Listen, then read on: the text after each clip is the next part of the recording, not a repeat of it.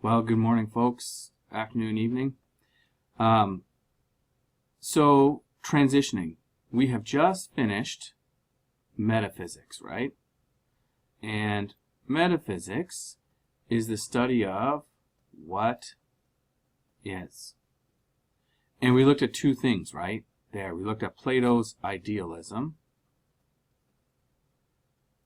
And we looked at Aristotle's materialism. Good enough. And to make a long story short, idealism says that the non-physical is real, and materialism says that the physical is real. Okay, and now we are moving into epistemology. And the word episteme in Greek, where we get epistemology comes from, means knowledge. So the question we're asking is, what is true? Right? Because ultimately, if we're going to call something knowledge, right, we're going to say, well, we know that to be the case, then knowledge must always be true, right? If something is false, it can't be considered knowledge. So we got to keep in mind that there's a difference between knowledge and opinion.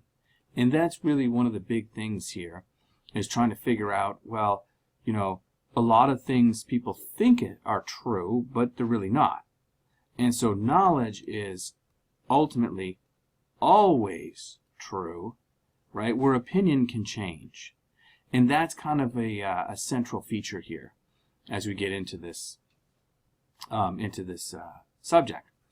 Now, aside from, the connection we see there between, what is and what is true, right? Those two questions are similar in a way, epistemology and metaphysics. But there's another way in which we can kind of see a tremendous connection. So in metaphysics, we have idealism and we have materialism. And obviously you remember what they are, so I'm not going to write it. Now, in epistemology, there are similar camps. We're going to be looking at two camps. We're going to be looking at rationalism, and we're going to be looking at empiricism.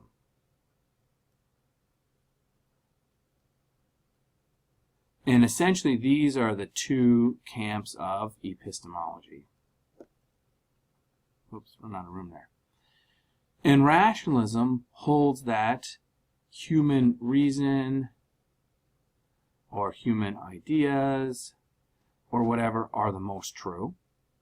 Empiricism holds that what you can sense and verify in the natural world is true. So notice, right, empiricism is very much related to materialism. Generally, if you're a materialist in metaphysics, you're going to be an empiricist in terms of your epistemology. So this would be like the type of, think about X-Files maybe, right? Is that, Scully is very much an empiricist. She wants to be able to test and verify things in terms of the physical sciences, right? Now a rationalist, and we get rational because ratio means to think, right? It doesn't mean that empiricists don't think. It's just that these guys, the rationalists, believe that more than verifiable knowledge, real knowledge is about human reason. And so they will be far more attracted to idealism.